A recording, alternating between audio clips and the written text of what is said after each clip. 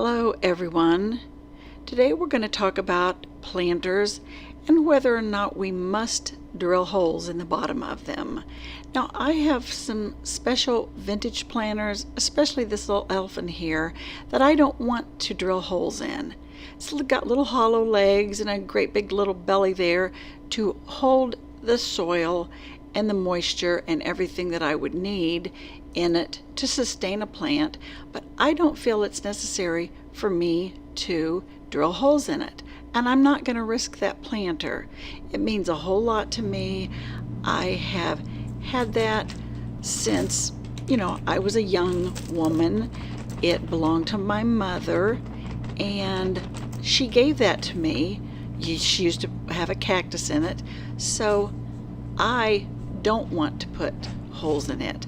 Now I have a lot of glass terrariums that I plant succulents and all kinds of different plants in, and I just try to be careful with the amounts that I put into the planters. So I'm mixing up some good soil here. I'm using the poultry grit, charcoal, and cactus soil to put in it to safeguard that the water that I do use will drain through real well, but I am planning not to drill holes. I have other glass planters without holes in them, and it just depends on the situation whether I want to risk drilling a hole with a diamond drill bit or masonry if that's the case of some kind of other crockery or pottery. But I don't feel that it's a have-to case, especially if you don't want to risk the planter itself. So join me now while we go ahead and get this planted up. And there's a post on the blog that explains a little bit more about this particular situation.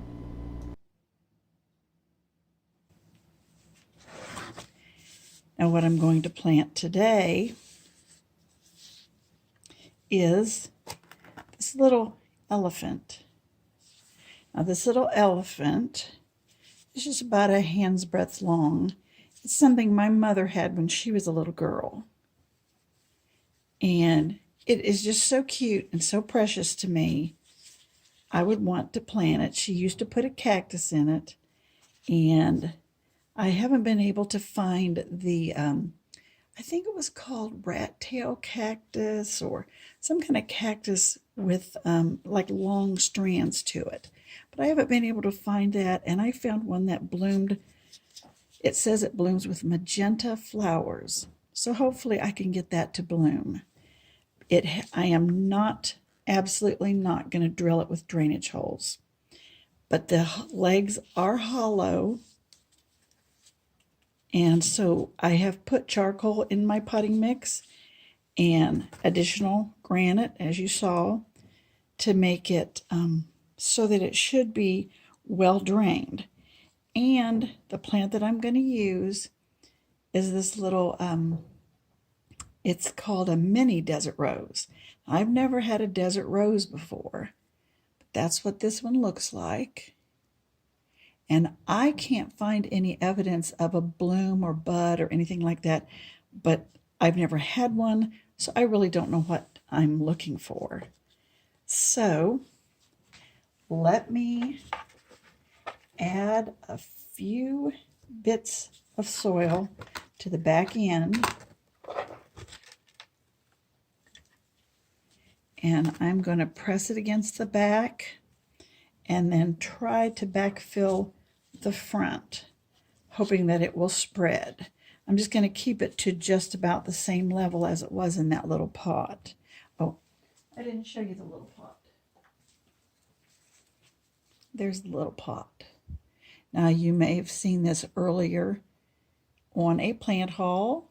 It only gets 4 inches high, and it is winter hardy to 32 degrees Fahrenheit. I don't plan to have it outside. It's going to be inside because I will definitely monitor the amount of moisture that goes in. But it's a happy elephant. They say the trunk upward like that means it's showering blessings and good fortune on everyone. So I like that. And I'll think of my mom every time I see it. So let me stuff the soil down in here so we'll have a nice tight fit. It has a lot of good root development. In fact, a lot more root development that I've seen on a lot of plants that I've planted. Okay, and it doesn't seem to be real stickery, this one, but maybe I just haven't found the stickers yet. They'll appear later when I start to be irritated. But it's worth it. Now, my mom was a pastor's wife. She was always I'm sorry, not a pastor's wife, a pastor's daughter is what I meant. So she was always a good little girl. Okay. I feel it's getting tighter in there. I think I've got the little head stuffed because it is hollow throughout that head. So roots can grow down, and again, as I said, hollow in the leg. I have no idea where this came from. She collected a lot of little small figurines like this, and they were just always around the house, and I never really thought much about them. But now you'd call that vintage. But they, long ago, her little things have been sold in garage sales because she was a really much of a garage sale lover. Okay, I think that looks pretty good. I've got her stuffed up as nicely as I can, and I think she'll even out a little once she gets to spread her wings. But I think that looks real good. Now let me rinse the soil off her, and we'll see how she looks. Okay, now how's that look? Doesn't she look nice? Got her all cleaned off. She has her little backpack all ready to haul as elephants do. And I am really looking forward to how this might flourish and come up with those magenta blooms, as it says. Again, I really like this. So let me know, do you have anything that are keepsakes from a parent who's now gone that you love in your garden? I've had this just sitting on a table waiting to find the perfect plant, and I really do think, because she loved red. So I think she'll love the magenta flowers. Come on now, give me some flowers there, little plant. Thanks for watching.